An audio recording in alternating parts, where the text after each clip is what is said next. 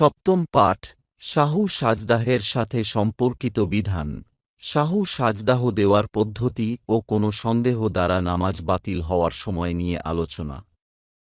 শাহু সাজদাহের সাথে সম্পর্কিত বিধানাবলী।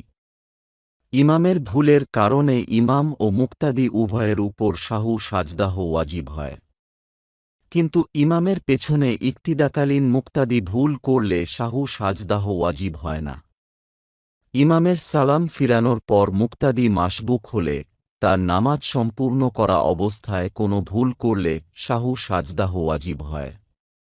ইমামের উপর শাহু সাজদাহ ওয়াজিব হলে ও ইমাম সাজদাহ করলে মুক্তাদির উপর সে শাহু সাজদাহতে ইমামের ইত্তিবা বা অনুসরণ করা ওয়াজিব।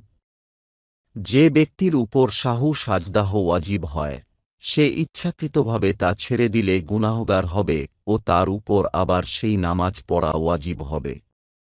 যে ব্যক্তি ভুলক্রমে একাধিক ওয়াজিব ছেড়ে দেয় তার জন্য শাহুর 2 সাজদাহ যথেষ্ট হবে। যে ব্যক্তি ভুলক্রমে ফরজের প্রথম ছেড়ে দেয় তবে সে সোজা হয়ে না দাঁড়ালে সেই বৈঠকে ফিরে আসবে।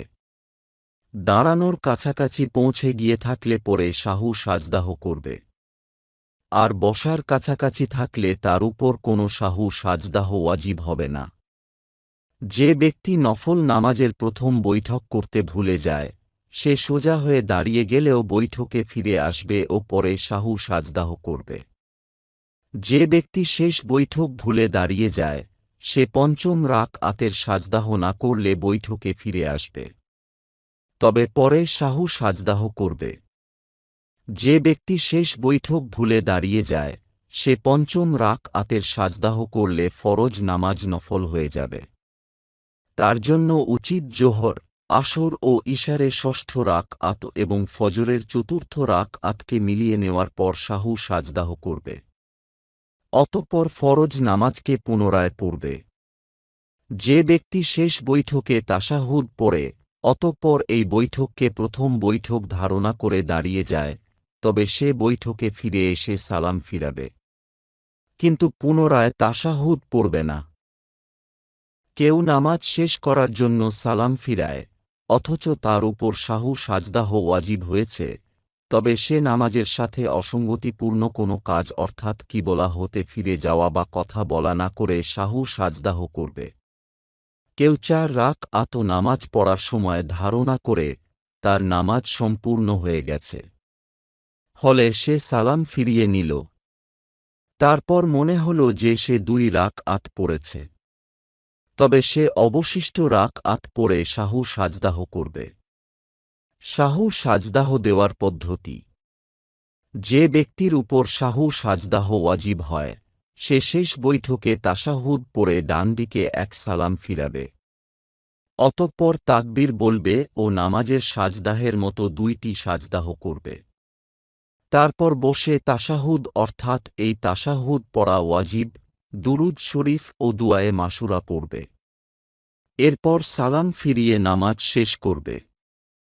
সালাম না ফিরিয়ে শাহু সাজদাহ করলে নামাজ জায়েজ হবে, কিন্তু তা মাকরুহে তানজিহি হবে। কোনো সন্দেহ দ্বারা নামাজ বাতিল হওয়ার সময় কারো নামাজের মাঝে রাকআতের সংখ্যার ব্যাপারে সন্দেহ হলে আর এই ধরনের সন্দেহ এবার প্রথম হলে তার নামাজ বাতিল হয়ে যাবে। পুনরায় নামাজ পড়া তার উপর ওয়াজিব হবে। যে ব্যক্তির সালাম ফিরানোর পর নামাজের রাকআতের সংখ্যার ব্যাপারে সন্দেহ হয় তার নামাজ বাতিল হবে না। সালাম ফিরানোর পর যে ব্যক্তির দৃঢ় বিশ্বাস হয় যে সে নামাজের কোনো রাকআত ছেড়ে দিয়েছে তাহলে নামাজের সাথে অসঙ্গতিপূর্ণ কোনো কাজ করে না থাকলে যে রাকআত সে ছেড়েছে তা পড়ে নিবে। নামাজের সাথে অসঙ্গতিপূর্ণ কোনো কাজ করে থাকলে আবার সেই নামাজ পড়তে হবে। যে ব্যক্তির প্রায় সন্দেহ হয় ও এই ধরনের সন্দেহ তার অভ্যাসে পরিণত হয়েছে তবে সে তার প্রবল ধারণা অনুযায়ী পদক্ষেপ গ্রহণ করবে। তার ধারণায় কোনো বিষয়ই প্রবল না হলে সন্দেহযুক্ত কম রাকআতকেই আদায়কৃত রাকআত ধরবে ও যাকে শেষ রাকআত মনে করবে এরূপ প্রত্যেক রাকআতের পর বৈঠক করে শাহু সাজদাহ করবে।